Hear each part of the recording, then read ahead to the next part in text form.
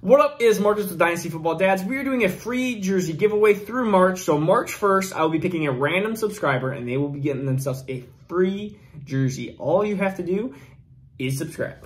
And we are going to be going through free agent wide receivers. Now, this is a lot longer list and a lot better list than the running backs. When we look at the running backs, there's really only a couple of them. For wide receivers, there's 1, 2, 3, 4, 5, 6, 7. 7 in the top 100 for, close. I mean, one's at 101. 7 in the top 100 for ADP in Dynasty right now. So we're seeing a lot of different things that could change. And even some really good 3 in the top 20 wide receivers. And so we're seeing a huge list here. And I know there's some other wide receivers that are a little less, like Sammy Watkins and stuff, but we're not going to go through those guys because they're pretty much close to dirt. The first wide receiver we're going to go through is Chris Godwin. So he's wide receiver 12 right now in drafted ADP of Dynasty, and he's 29th overall. So you're looking at a 3rd round pick when it comes to Dynasty ADP. And so some of these teams you're going to see a lot. I mean, they need wide receivers. Some of these teams are desperate. Like they have cap room and they have a lot, like a huge fill-in gap. So you're going to see a lot of these teams repeated, but we're going to go through them. So Chris Godwin, Dolphins, Washington, Bucks. Dolphins, of course, have a bunch of cap room. You know they're going to get a wide receiver in the draft or in free agency. He could get re-signed with the Bucks. Godwin could get free tagged with that, and I think that would be probably the most likely scenario at this point. I think Antonio Brown might be the one that is looking out on things. That's what I personally think. He's even messaged and like done some weird tweets, Instagram stuff. Like, it's what Antonio Brown does. It's just he likes to be a pest and stuff like that. Chris Godwin, I think, is going to be what I think Tom Brady's just going to be like, no, you're staying here. We'll figure it out. We'll figure out the money situation. We're going to go for that repeat. And then the other situation could be Washington. Again, Washington has this huge fill-in. They have Terry McLaurin. They don't really have a great quarterback. They don't have a good quarterback at all. Everything else on defense and stuff seems really well, so they could draft a wide receiver, but they need a wide receiver B or an A2, I guess you can say. Because Terry's awesome, but if Chris Godwin's there, you could see 2 alpha wide receivers, which is plenty fine in fantasy. It happens every year. We get 2 top 10, top 15 wide receivers in the same team, so it's fine. They just need a quarterback too. Anyways, Allen Robinson's going to be the number 2 Dynasty free agent wide receiver, and he's wide receiver 13, so 1 spot below Godwin, and I would have Robinson below Godwin as well. But Jets, Ravens, and Washington, so not as great, I guess, as landing spots or fit for him. I doubt it. I like 0.1% doubt that he's going to go back to Chicago. I think that bridge is burned. It's on fire. So I could see him being probably into that, like Jets or Ravens would be my guess. So I think Washington's an opportunity that would fit him, but I think Jets and Ravens are going to be where he ends up being. And I think Ravens would be probably my biggest guess because I think he wants to win. And being in Jacksonville and being in Chicago, he didn't have a lot of winning. It didn't have a ton. And I think he wants to go to a winning team. And the Ravens are a winning team. Is that going to be a good spot for Allen Robinson? I don't think so. I think anybody that's in that Ravens offense that's a wide receiver is going to struggle. As we see that Lamar, on his last 8 games, has had 1 game where he's had more than 200 yards passing. I mean, there's some games Allen Robinson might only get 40 yards catching, and a lot of them if he's going to be stuck on this Ravens offense. But I think he would help the Ravens offense in general, just move the ball forward. All right, next one. You know I love him, and you know he shouldn't be at wide receiver 19. In fact, I'd have him up there with Allen Robinson and Chris Godwin. It is Kenny G. It's Kenny Golladay, and he is right now wide receiver 19, and there's even lower on some other ones, but 41st overall. So you're looking at a, what is that, 4th round pick? 4th round pick. This is a great spot for Kenny G to pick him up. Jets, Giants, Washington, and then the Patriots. I think Jets and Giants are some huge potential possibility. I think that's where he goes, is a New York team. Which one? Flip a coin. I'll just say Giants right now. I'll say he's going to be the new alpha I think Darius Slayton goes to him and Sterling Shepard kind of take the wide receiver 2-3 of that team. And I really think that Golden Tate is done. He's gone.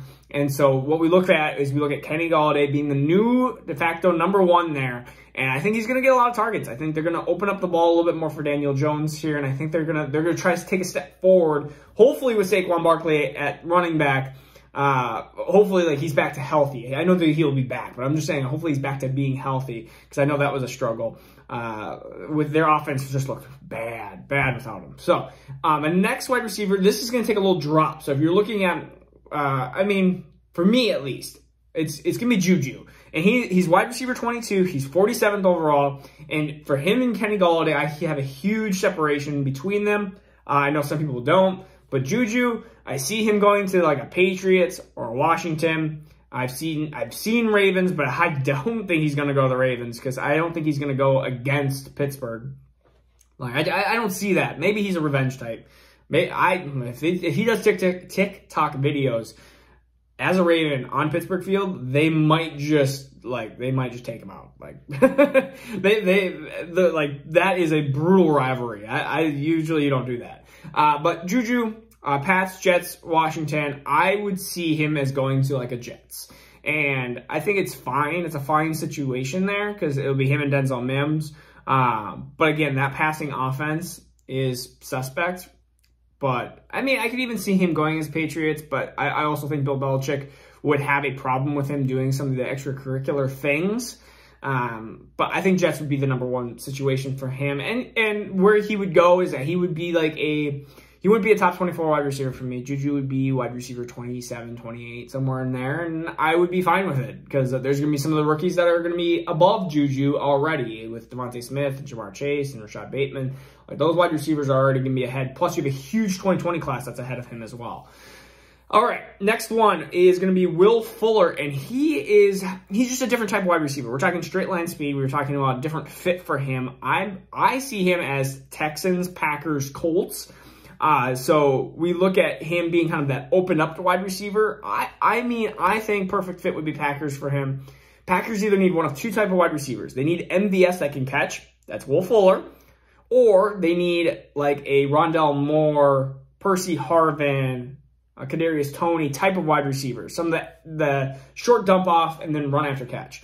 But Will Fuller would be a really good spot here. He's wide receiver 35. I think he moves up, especially if he goes to the Packers or back to the Texans, because he's going to get a ton of targets by who knows what. Maybe Deshaun, maybe not, probably not. I don't think he, and then Colts, maybe he goes, if he does go to the Colts, you got Carson Wentz. Carson Wentz knows how to throw the deep bomb. Hopefully he still knows how to throw it. I mean, that's one thing he's actually been decent at times. And so wide receiver 35, I could definitely see him jumping into the top 30 wide receivers. I mean, he was a top 15 wide receiver before his suspension. Will Fuller. All right, I got two left, so bear with me here. We got Corey Davis, which he's wide receiver 44. That is supremely undervalued here. I don't understand why he's this low. I mean, he's 98th overall in Dynasty, and we were talking about a wide receiver that, draft capital through the roof. I mean, 5th overall pick from Western Michigan. I don't think he re-signs with Tennessee. It is one of his options here, but I don't think he does. I have 4 other options for him as well, but he almost had 1,000 yards. I mean, he had a good season. He just has these games in Tennessee's offense where he 0 targets, 0 catches, 0 yards, and you're like, what happened? And then you look at the box score and you're like, oh, Derrick Henry ran it for 35 times for 300, or not 300 yards, but 200 yards and like 3 touchdowns. And you're like, that makes sense. And you're going to have those games, or you're going to have the A.J. Brown games where you're like, oh, A.J. Brown got all the targets and he had like 10 catches for 150 yards and 2 touchdowns. Again, you had these weird games that happened like that. But anyways, Corey Davis, please, Kansas City. That would be an awesome spot for him. But then, again, kind of a Packers role or the Giants or Patriots. Either way, I think it's still in the air if he can be an alpha. But in Kansas City or being a Packer, he would be a wonderful beta to, of course, Devontae Adams and Tyreek Hill in an awesome passing offense. And I really want to see, because, I mean, you look at Corey Davis, you look at things that he's done in college and things that he's done in the NFL, he looks good. He looks the part. Yes, he's had some occasional drops and stuff like that. He does have a little bit of hands issues.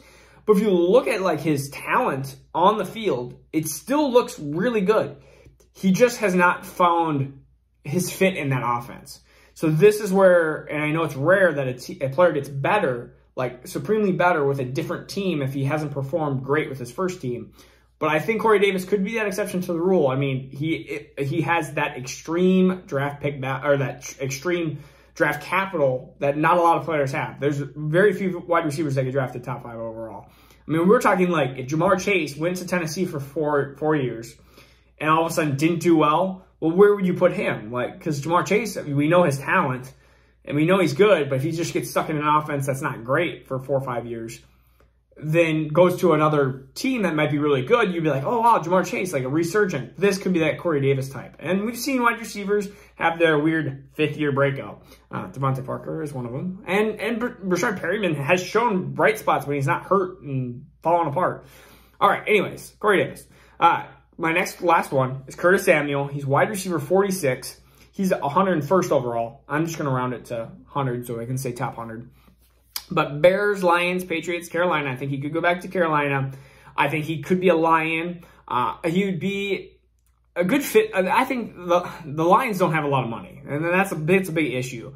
But I think he could be a Lion or a Bear. And I know that that'd be an NFC North team here, but it's just one of those players that has a little bit of gadgety, where like he's not Cordell Patterson, but like he can be a running back for a little bit. He can be a wide receiver for a little bit, which is like the Lions need, Peterson's going to be gone. So you need somebody to take a couple carries away, and they don't have anybody else. So maybe the Lions draft a wide receiver and they try signing Curtis Samuel at a cheaper deal than they would have been able to get Kenny Golladay, because they can't afford him. And then I don't think Marvin Jones is coming back. So Curtis Samuel is going to be the spot. And so that's where I would at least put him at. Bear, he could be a Bear. I mean, they have a lot of targets. They seem to like those type of wide receivers as well. I mean, they have Cordell Patterson. I mean, Anthony Miller's a short dump off. Darnell Mooney's kind of a short dump off. Like, they like those type of wide receivers. And maybe they just won't play downfield football. Like, that can totally happen. All right, so this is Marcus Dynasty Football Dads, where we just did the free agent wide receivers of 2021. If you haven't yet, please subscribe so then we can make sure we do that giveaway here at the end of March. All right, take care. See you tomorrow.